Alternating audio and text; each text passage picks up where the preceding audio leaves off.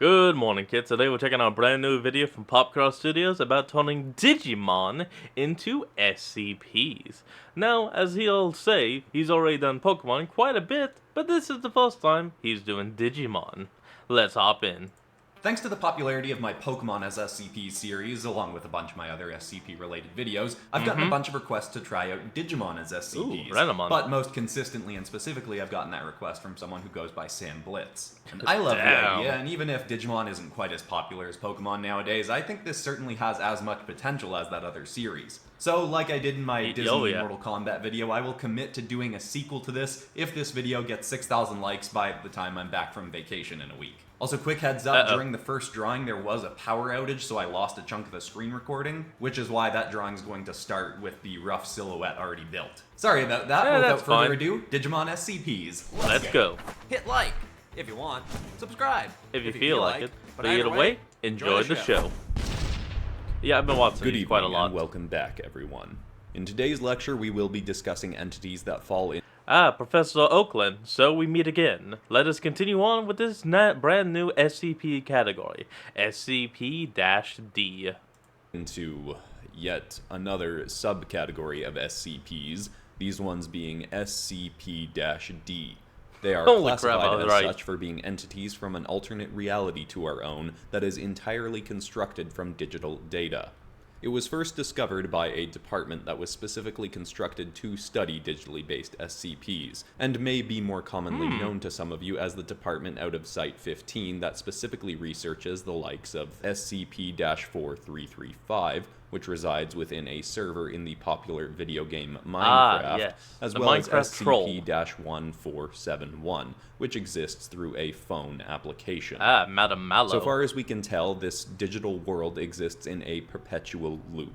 All of the hundreds of entities found within it seem able to be killed, but are always promptly resurrected in an egg form, to then grow through various stages of evolution until killed again. The digital world could be elaborated on in great length itself, but I will deliver the information on it through the course of discussing some of the entities we have discovered within. Starting with item number SCP-D015. Object Class Euclid. Special Containment Procedures. Like all entities... I mean, honestly, this big bug is definitely a Euclid class entity because, well, he just wants to kill. This subclass, D015, can relatively reliably be contained within the confines of the digital world, but we have brought a specimen of it out into our own world for study. Oh, you crazy. This specimen, SCP-D015-1, is housed in a 30 by 30 foot cell. The floor is lined with electric conductant panels, and if the creature acts up too violently, the panels are to be activated to give the creature a shock of 10,000 volts of electricity to subdue it. If it continues to struggle, the voltage may be increased to 16,000, but is not to be increased further, else risk killing the entity. Personnel who enter containment must do so only after the entity has been subdued. Description: D015 is an 18-foot tall insectoid and partial humanoid creature. It stands on hind legs but has... Partial humanoid? Other than it having 2 legs, I don't see this thing as partial humanoid, so... 4 arms protruding from its upper back and a pair of wings. It visually resembles elements of a saw stag beetle from our own world, having long, powerful pincers emerging from the front of its head. It has proven that if it gets any being within the grip of these pincers, it will clamp down until it has crushed their bones or even cut them in half. Damn. The entity was first discovered upon the first time our operatives from our digital research team, which at the time was a highly classified and clandestine group, and as such took on the name the Digidestine, entered the digital world with the use of devices we shall discuss later on. The Foundation's first venture into this realm was on March 7th, 1999.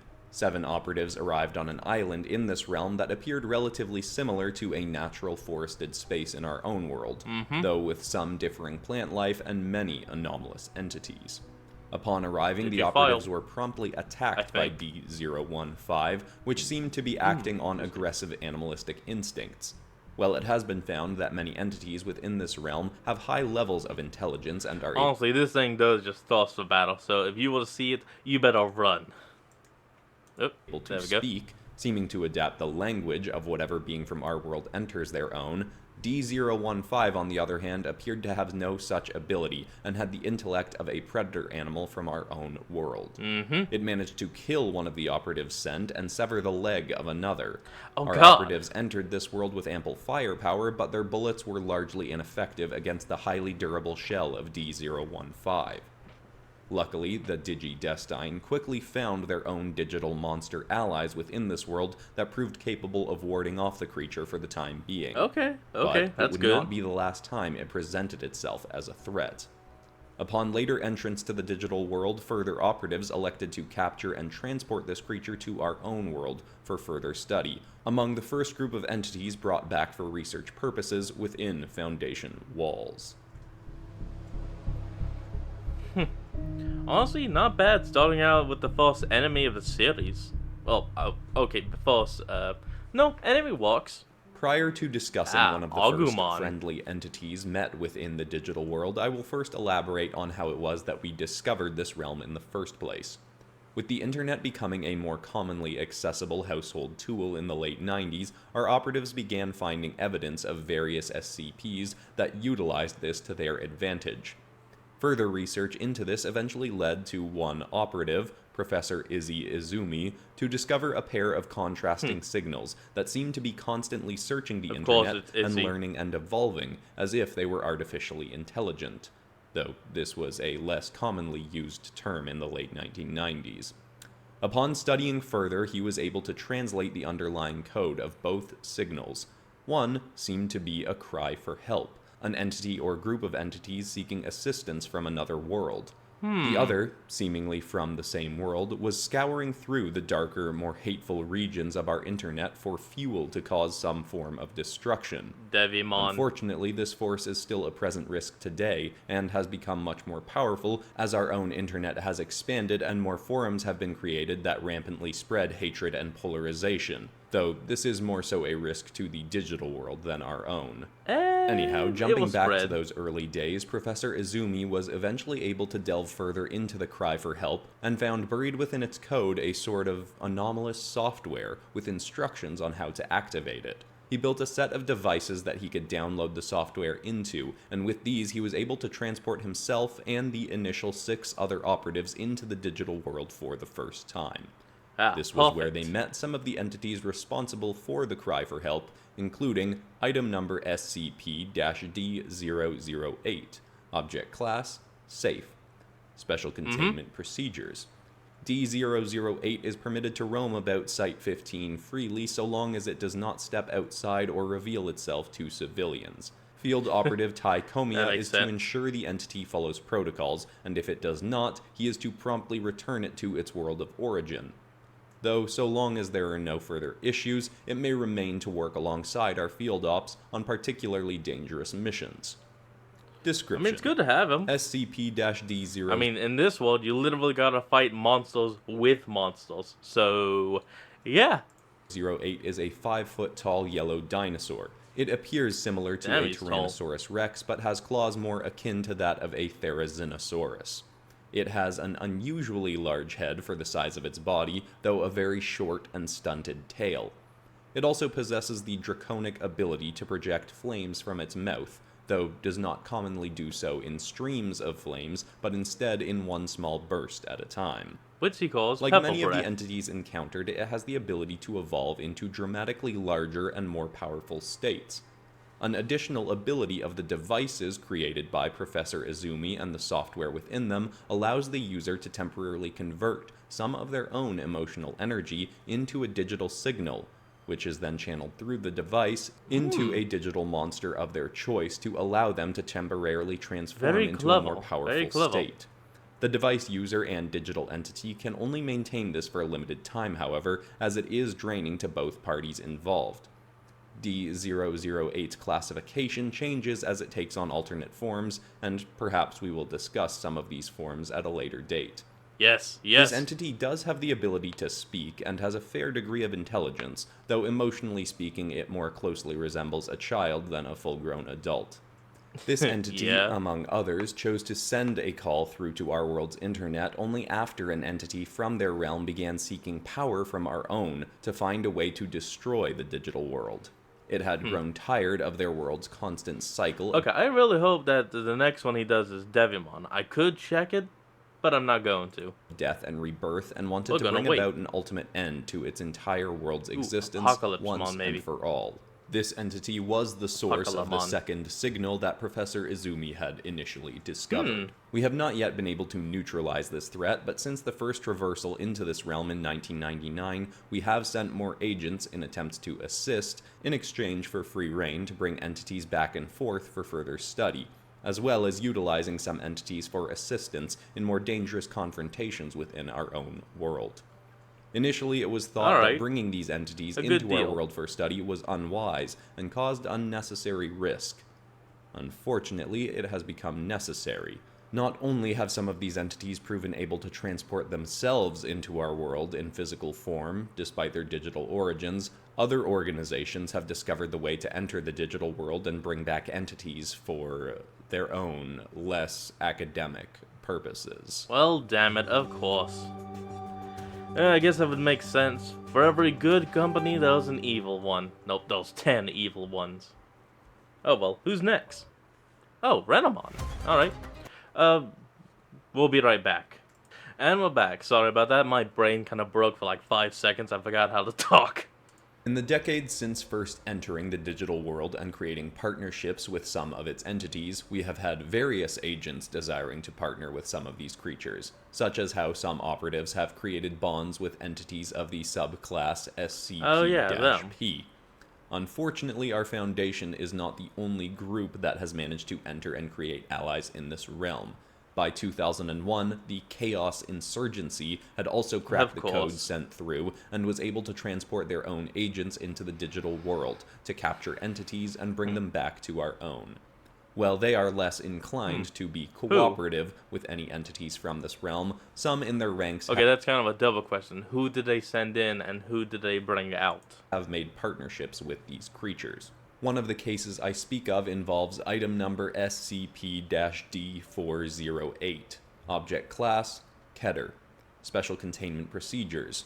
If captured, this entity is not to be returned to the digital world, as it could then likely be found again by the insurgency once more and brought back to our own. It is also not to be Level. killed because, as mentioned, these entities live in a constant cycle of birth and death, so upon dying in our own world, it would soon after be reborn again in the digital world once more. As an egg. It is instead to be housed in a standard containment cell. Food is only to be placed in containment through a series of alternating sliding slats in the doors to ensure the entity cannot attack or harm those attempting to feed it. If entrance into containment is necessary, entrants are to work in groups of 3 or greater and carry heavy tranquilizers. Description: D408 is a 7-foot-tall androgynous humanoid fox entity with golden fur. Its only clothing is Golden? a set of purple sleeves, I guess. on which is the Chinese symbol for yin and yang. While appearing fairly lean and agile, the entity shows remarkable strength, surpassing that of top-level powerlifters. It can also leap heights of up to 30 feet and run at least 32 miles per hour. The She entity is also has a extremely myriad strong. of more mystical abilities, and is able to summon razor-like leaves to shoot at its opponents, and even summon glimmering diamond-like shards for the same purpose. It can also emit a light blue flame from its paws to further enhance the power of its melee assaults. Its evolved forms, accessible through its partnership with its insurgency operative, somewhat resemble that of SCP-953, or more broadly, the Kitsune from Japanese mythology. I mean, it can that is also what take it's on based on. forms even more heavily resembling a human, at which point it becomes massively powerful and incredibly difficult to subdue. It was first discovered when a Chaos Insurgency operative brought it into the field specifically to attack an SCP operative and his own digital monster ally. The partner of this entity is a woman named Rika Nonaka, whom Yep, there our it is. psych evaluation has deemed her only to be part of the Chaos Insurgency because she thrives in conflict and competition, not because she is Wants in battle. particularly strong alignment with their goals. Some have suggested she could be converted to our side, and her skill set could be greatly utilized as a field operative of our own, though I highly recommend against pursuing this, as she and her SCP partner are far too unpredictable to trust. Now, I apologize you for gotta cutting trust today's lecture unpredictable, Doc. short, but another containment breach in the Ruby Sector biome has meant my attention is needed elsewhere this week.